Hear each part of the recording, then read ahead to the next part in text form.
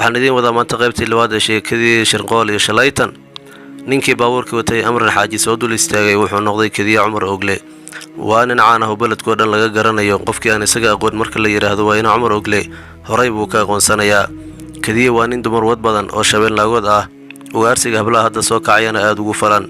aabihiis Cumar Ogle dhowr iyo 10 sano ee uu dalka Finland joogay 4 jeer buu isku dayay sidii uu wiilkiisa u dhoofsan lahaa, kadib markii ay dhibeen dacwadaha uga imaanaya tolkiisa.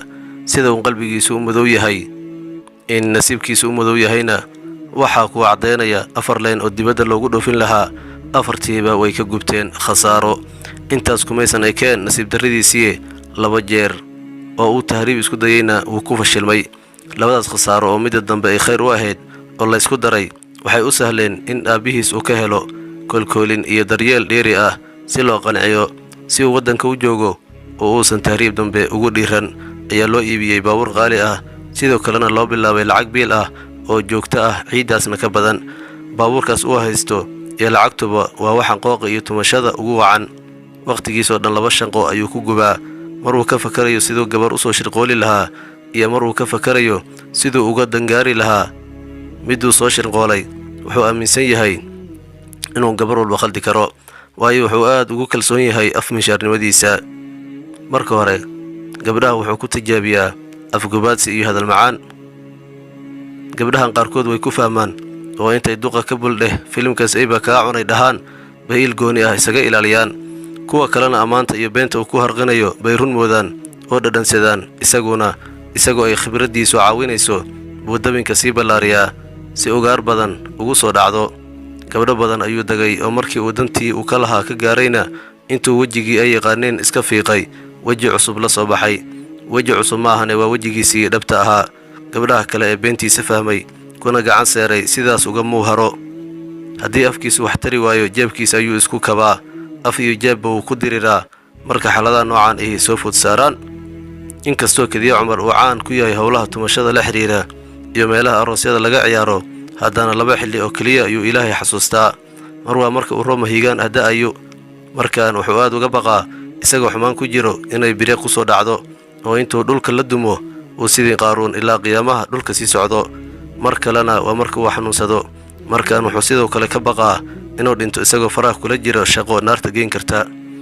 caawa isagoo aysan ka qasneen oo xaflad qobka ciyaar ah joogo, muusigu samada marayo, hadba gabar jalaqsan iska laalaadinaya, miduu ka heli waayana mid kaloo saaxiibkeed ku dhiban ka raadsanayo buu madax xanuun dareemay. xoogaa ayuu isxajiyey oo adkays iska baaray, hase ahaatee xanuunkii ayaa ku sii siyaaday. bannaanku u soo baxay neef culus buu jiitay, mid culus oo dhidii sabtayna way ka soo baxday. cirko mudoobaaday iyo onkod baa ka hor yimid.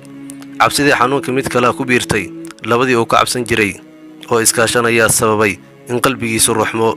baabuurkiisii dhankuu ka jiray buu u soo orday si uu guriga u gaaro oo intuusan dhiban u tukado una toobad keeno. intuu jidka ku soo jiray waa isagii la kulmay Amran Xaaji oo meel taalla. in door ah ay maskaxdiisa ku hardamayeen weydiimo iyo jawaabo kala jeeda. wuxuu isku qabtay inuu badbaadiyo iyo inuu meesha uga tago, midda dambe damiirkiisu uu siin waayay. wuxuu falankeeda galay siduu u badbaadin lahaa. gabadha ehelkeeda inuu waco baa la qurux badnaatay. nin waddada marayay buu intuu caawimaad weydiistay gaariga soo saaray. borso ka dhacday buu taleefankeedii ka soo saaray. 4 missed call oo shaashadda u saaran buu furay. kii ugu horreeyay oo aabi macaani ku qornayd buu wacay. oday cod waaweyn oo xabeeb leh baa ka qabtay. naahoy gurigiinna ma timaadid, hadday kuu roon tahay buu moobilka ka dhex yidhi. Kadiya fahmay in odaygu gabadhiisii u malaynayo, laakiin wuxuu odayga u sheegay inay gabadhiisu meel cidlo ah ku suuxday. wuxuu u sharaxay sidii wax u dhaceen, laakiin aabaheed uma uusan muuqan qof arrinta gabadhiisa niyad u haya oo ka damqanaya. intuu meel u tilmaamay oo u yidhi adeer halkaas igu keen buu moobilka ku damiyey. Kadiya markaas yaab uguma horreyn. waxaa la yaab ku noqotay aabe sidaas gabadhiisa ula hadlaya. haddii uu ogaan lahaa sida eedadeed ula hadasho, yaabkiisaas caano iyo malab buu noqon lahaa. waqti ma uu haysto intuu baabuurkii reefis geliyey oo steerinkii dhinac wada leexiyey. markuu laamigii ku beegayna intuu kiilo qiiq ah oo iskaalmiintada ka fasaxayna hawada rooban ku sii daayay. laamiga iyo taayaradana isliis ka dhaliyey buu hal mar sidii jiir shabaq uu ku xabisnaa ka soo booday taayaradii cagaha wax ka dayeen. cabsida ugu weyn ee uu qabo ayaa waxay tahay in gabadhu ku soo kacdo ka hor intuusan gurigeeda geynin. wuxuu hadba luuq biyo fadhiyaan dhex jiro waddo weyn ka bayro mid ciriiri ah isku dirqiyo. markii dambe isagoo wax yar u jira meeshii odaygu u tilmaamay ayay Amran soo kacday. waxay uu filayay baa dhacay. hal mar ah bay qaylo afka ku shubatay inkastoo ay daaqadu xirnaayeen. intuu baabuurkii istaajiyay ayuu isku dayay inuu wax fahamsiiyo wuuse ku guulaystay. cabsida iyo shakiga hay Amran ayaa hadal u diiday inay tiraahdo aaminaad aan cago fiican ku taagnaynna way aamintay. yaa u wariyay miskiintan ninkan taariikhdiisa iska daa mid aan aqoone gabar taqaana xitaa daqiiqad baabuur lama sarnaateen. allaheed baa alle ah. kadiya maskaxdiisu way shaqaynaysaa.